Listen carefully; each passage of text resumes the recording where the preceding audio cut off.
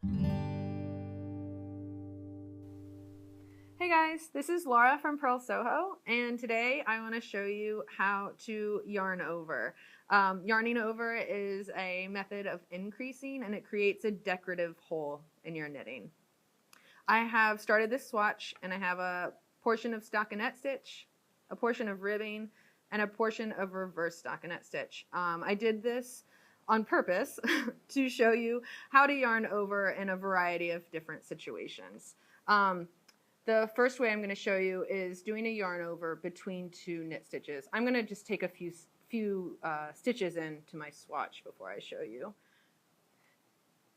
So when you're doing a yarn over between one knit stitch and another knit stitch, all you want to do is take your working yarn, which is in the back because we've been knitting, and bring it to the front of your work. Then you can continue your work. You can keep knitting. I'm going to show you one more time.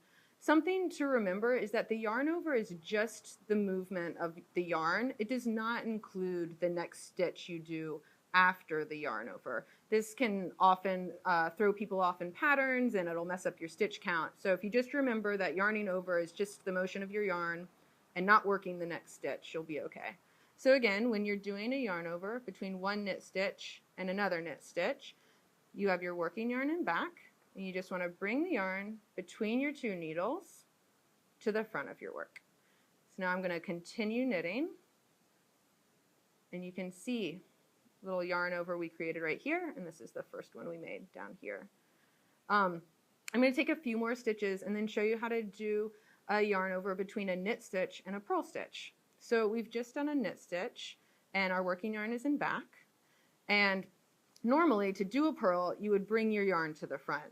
So in order to create a yarn over between this knit stitch and this purl stitch, what you want to do is take the working yarn over the top of the needle to the front of the fabric again.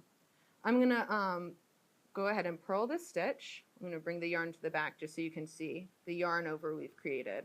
I'm going to show you that one more time. So I'm going to take a few stitches, and one more time, a yarn over between a knit stitch and a purl stitch. You bring the yarn between the needles to the front, over the top of the needle, and to the front of your work again. Now I'm going to take a few more stitches, and I'm going to show you how to do a yarn over between a purl and a knit. So we've just done a purl stitch, and I'm going to take one more purl stitch so I don't break my pattern up. Just done a purl stitch, and I want to do a knit stitch next. This is probably the easiest way to do a yarn over, and I think it's probably how people learn first, accidentally. So when you're purling and you have your yarn in the front, without moving your yarn, you just go and knit the stitch. And in doing so, the yarn comes right over the top of your needle, like that. I'm going to show you one more time. So if you're between a purl stitch, there we go, we just purled, our yarn is in front, and our next stitch is going to be a knit stitch, and we want to yarn over between them. Instead of taking your yarn to the back like you normally would to knit, you leave it in the front, and you put your needle into knit, carry your yarn over the needle, knit that stitch. It's a yarn over. Okay, the last way I'm going to show you is between two purl stitches. I'm going to take one more purl stitch. There we go. So we've just purled. Our working yarn is in front. We want to yarn over between this purl and this next stitch.